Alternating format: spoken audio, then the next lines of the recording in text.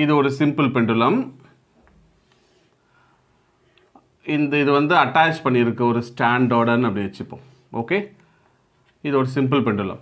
இந்த சிம்பிள் பெண்டுலத்தோட time period calculate பண்ண போகிறோம். அந்த டைம் பீரியடை நம்ம என்னன்னு சொல்லலாம், டி அப்படின்னு சொல்லலாம்.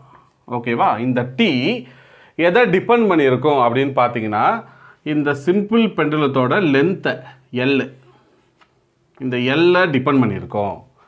ரெண்டாவது, இந்த பாப் இருக்கு இல்லையா, இதோட மாஸை டிபெண்ட் பண்ணியிருக்கோம். மாஸ்னா ஸ்மால் எம்மை டிபெண்ட் பண்ணியிருக்கோம். தேர்டு, இதோட ஆக்சலரேஷன் டியூ டு கிராவிட்டி ஜியை டிபெண்ட் பண்ணியிருக்கோம்.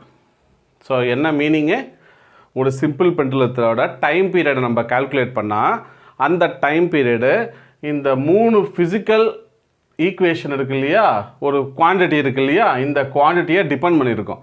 எது, லென்த்து,